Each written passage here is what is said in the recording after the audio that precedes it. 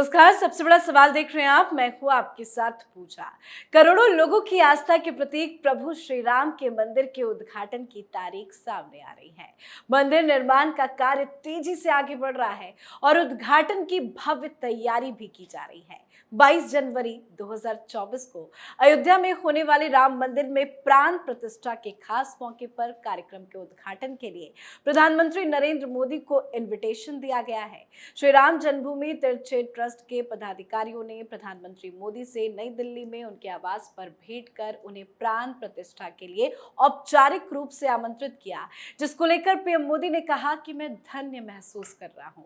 पर इस न्योते पर विपक्ष ने सवाल खड़े किए हैं। साफ शब्दों में कहे तो विपक्ष को मिर्ची लग गई है।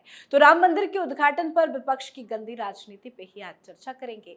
मेरे साथ स्टूडियो में मौजूद हैं कैपिटल टीवी के editor in chief doctor Manish Kumar. Doctor साहब, बहुत बहुत स्वागत है आपका। धन्यवाद। पीएम मोदी को इन्विटेशन मिला है तो विपक्ष के कई बड़े नेता ने सवाल खड़े किए हैं। एक एक पे चर्चा करेंगे, लेकिन ये विपक्ष क्यों इस पे राजनीति कर रहा है? देखिए, भारतीय जनता पार्टी का ये मुद्दा शुरू से रहा और भारतीय जनता पार्टी के अलावा ये शिवसेना को छोड़ के हिंदुस्तान में ऐसी कोई पार्टी नहीं जिस पार्टी ने अयोध्या में प्रभु श्री राम का मंदिर बने इसका विरोध नहीं किया। जब भारतीय जनता पार्टी की पहली बार सरकार बनी, अटल बिहारी वाजपेयी प्रधानमंत्री बने, कॉमन मिनिमम प्रोग्राम बनाया गया, तो जो लोग एनडीए में भी शामिल थे, बाला साहब ठाकरे के छोड़ के सब लोगों ने कहा था कि हम कॉमन मिनिमम प्रोग्राम बनाएंगे और उसमें 3 चीजों को अलग रखेंगे। पहला 370, दूसरा राम मंदिर और तीसरा यूसीसी। इन 3 कंट्रोवर्शियल मुद्दों के ऊपर भारतीय जनता पार्टी और शिवसेना किसकी? तो हिंदू हृदय सम्राट बाला साहब ठाकरे की, जिन्होंने इसका समर्थन किया। बाकी सारी पार्टियों ने इसका विरोध किया।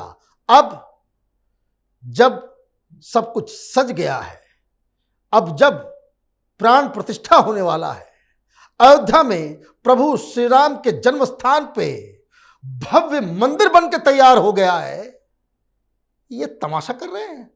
शर्म नहीं आती इन लोगों को बात करते हुए? ये वही लोग हैं जो कहते थे वहां पे बना दो, वहां पे हॉस्पिटल बना दो, स्कूल बना दो। ये तो अभी भी नया नया जन्मा है राजनीति में। अरविंद केजरीवाल वो भी कहता था कि भाई वहां मंदिर बनाएंगे, मंदिर बनाएंगे। इन लोगों को कोई काम धाम नहीं है, तारीख नहीं बताएंगे, यही कहते थे ना ये लोग। तो ये प्रधानमंत्री मोदी की वजह से ये मंदिर का निर्माण इतनी तीव्रता, इतनी तेजी से और उसी स्थान पे हो रहा है। सुप्रीम कोर्ट का आदेश और प्रधानमंत्री मोदी का जो कर्तव्य है, उस वजह से तो फुल्ली डिजर्विंग है ये। और 2 चीज मैं कह दूं, प्रधानमंत्री मोदी के अलावा किसी के पास ये मॉरल राइट नहीं है कि प्राण प्रतिष्ठा की सबसे पहली पूजा कोई दूसरा आदमी करे। एक दूसरी चीज, ये प्रधानमंत्री मोदी और भारतीय जनता पार्टी का अधिकार है कि वो इस मुद्दे को लेकर 2024 में चुनाव में जाए और ये कहे कि हमने सालों से जो वादा कहा था वो वादा हमने पूरा किया है। ये उनका अधिकार है। तो शुरुआत उद्धव ठाकरे की शिवसेना से ही करते हैं। संजय राउत का बयान आया है, वो कह रहे हैं कि इसमें इनविटेशन की क्या जरूरत थी, प्रधानमंत्री खुद वहां जाते, क्योंकि ये सब कुछ चुनाव की तैयारी के बीच में हो रहा है। अरे भाई, इतनी बेशर्मी राजनीति का ये कौन सा काला चेहरा आज कहीं पे भी होंगे? हिंदू हृदय सम्राट बाला साहब ठाकरे की आत्मा रो रही होगी कि क्या कर दिया इन लोगों ने शिवसेना के साथ। अरे अभागे हो तुम लोग कि वहां अयोध्या में प्रभु श्री राम का मंदिर बन रहा है और जिस पार्टी के चीफ ने, हिंदू हृदय सम्राट बाला साहब ठाकरे ने अकेले पूरे हिंदुस्तान में ताल ठोक के कहा था कि शिव सैनिकों ने वो बाबरी मस्जिद को गिराया, उसके पार्टी के लोग अयोध्या में मंदिर को सेलिब्रेट भी नहीं कर पाएंगे। आपको इस तरह का बयान देना पड़ रहा है। जाकर के कहो उद्धव ठाकरे जी से कि भाई आपको भी चले आना चाहिए, बहुत बड़ा त्योहार हो रहा है वहां पे, मॉरल राइट है जाने की। जब शिलान्यास हो रहा था मंदिर बनाने का, प्रधानमंत्री कर रहे थे, तब तो आप वहां जा नहीं पाए, क्यों नहीं? ये राजनीति की वजह से आप उन लोगों के साथ खड़े हो जो किसी भी कीमत पे वहां पे राम मंदिर नहीं बने, उसके लिए आसमान जमीन एक कर दिया था। इसलिए शिवसेना को ये बहुत ज्यादा महंगा पड़ने वाला है, ये प्रभु श्री राम का मंदिर। लेकिन अभी तक तो इनविटेशन अभी तक पहुंचा भी नहीं है, लिस्ट भी नहीं सामने आई कि किस किस को बुलाया जाएगा, लेकिन कांग्रेस पार्टी इस पे सवाल खड़े कर रही है। सलमान खुर्शीद जी का भी बयान सामने आया है, वो कह रहे हैं कि निमंत्रण सिर्फ एक ही पार्टी को जा रहा है क्या? भगवान सिर्फ एक ही पार्टी तक सीमित रह गए हैं क्या? आप इसे एक पार्टी कार्यक्रम बना रहे हैं क्या? ये एक ही व्यक्ति विशेष का कार्यक्रम है, सभी लोगों को निमंत्रण दिया जाए। भाई क्या धर्मशाला खुला हुआ है? शर्म नहीं आती? काला कोट पहन करके तुम और कपिल सिब्बल, मंदिर वहां नहीं बने, वहां वापस मस्जिद बनाई जाए। सुप्रीम कोर्ट में विरोध कौन कर रहा था? तब याद नहीं आया था? जब ये कांग्रेस पार्टी सुप्रीम कोर्ट में जाकर के कही थी कि भाई प्रभु श्री राम तो मिथक हैं, उनका जन्म ही नहीं हुआ, ये बकवास कोरी कल्पना है, तो जन्मस्थान कैसा, ये राम सेतु कैसा, यही कह रहे थे ना। अब हालत खराब हो रही है, सबको इनविटेशन, भाई ठीक है इनविटेशन चाहिए, देश का है मंदिर, यही कह रहे हैं। लेकिन सवाल यह है कि क्या कांग्रेस पार्टी को इनविटेशन जाएगा तो वो जाएंगे? बिल्कुल देना भी नहीं चाहिए जी। अगर कांग्रेस पार्टी को इनविटेशन जाता है, यह बहुत बड़ी गलती होगी।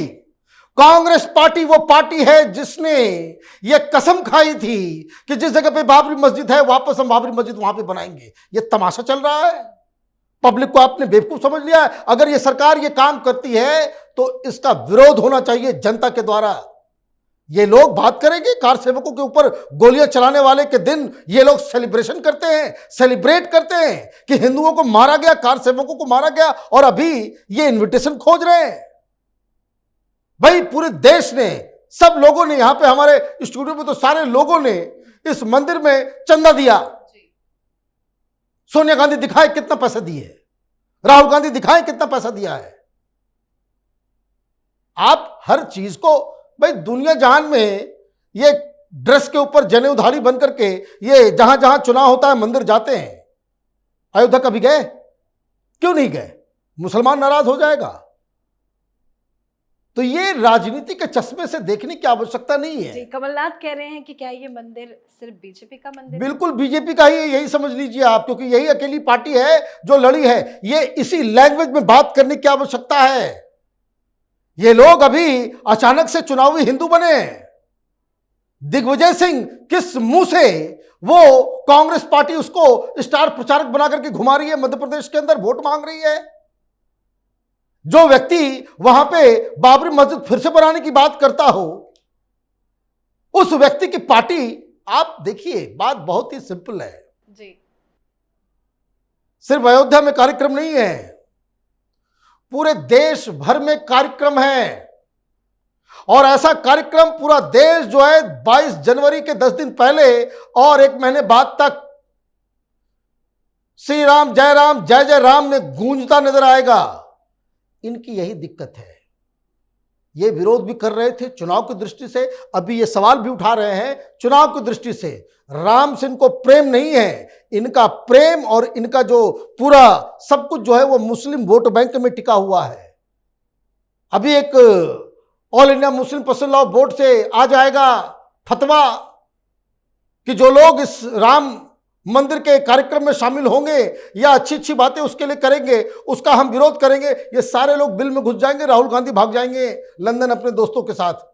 तो ये बेकार की बातें हैं। एक आखिरी बयान पे भी चर्चा कर लेते हैं, क्योंकि वो बयान बहुत कंट्रोवर्शियल है, और वो बयान दिया है डीएमके नेता टीकेएस एलगोवन ने। उन्होंने तो कहा है कि राम का जन्म एक मिथक है, बीजेपी इतिहास को ध्वस्त कर दिया, उसे मिथक से रिप्लेस करने की कोशिश कर रही है। वो राम जी का जन्म को मिथक कराते हैं। ये बात जाकर के कांग्रेस को समझाओ, ये बात सलमान खुर्शीद को बताओ, ये बात सोनिया गांधी, राहुल गांधी को बताओ, ये बात जो है कमलनाथ और गहलोत को जाकर के बताओ कि क्यों इस तरह के बयान दे रहे हो, क्यों इनविटेशन के लिए मर रहे हो, ये तो मिथक है, रामचंद्र जी तो हुए नहीं, कहां ये सब चीजों में फंसे हुए हो। तो डीएमके जो है वो हम लोगों के पूर्वांचल में कहते हैं कानी गाय की अलग बथान, ये वो अलग अलग जंतु लोग हैं ये सब। इन लोगों को नेशनल डिस्कोर्स से कोई लेना देना नहीं है।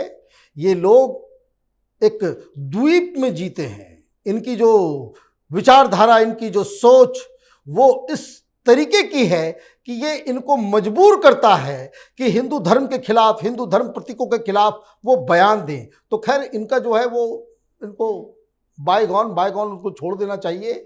लेकिन अगर आप INDIA के एक सहयोगी पार्टी हैं तो अगली मीटिंग जो होगी पता नहीं कब होगी, लेकिन जब भी होगी ये बात INDIA में जाकर के बताना चाहिए कि राम मथक है, ये बेकार की चीजें हैं, ये तो बीजेपी वाले कर रहे हैं, इनसे हमको कोई मतलब नहीं होना चाहिए। ये बात अगर आप कहोगे तो ये तो कहेंगे कि भाई वैचारिक रूप से भी, आइडियोलॉजिकली भी आप लोग जो है एक कमिटेड लोग हैं। लेकिन जब ये दिल्ली में होता है DMK वाला सब, जब ये INDIA के मीटिंग में होता है, जब ये नॉर्थ इंडिया में कहीं पे जाता है तो कुछ और बातें करेगा और तमिलनाडु के अंदर कुछ और बातें करेगा। खैर ये लीडर कौन है नहीं है उसको देश जानता नहीं है, लेकिन DMK की तरफ से इस तरह का जो बयान आ रहा है वो श्योर शॉट एक एंटी हिंदू बयान है। जी बहुत बहुत धन्यवाद बातचीत के लिए। धन्यवाद। तो अयोध्या में बन रहे मंदिर में रामलला की प्राण प्रतिष्ठा 22 जनवरी 2024 को होगी। PM मोदी यजमान होंगे, पर विपक्ष को ये रास नहीं आ रहा।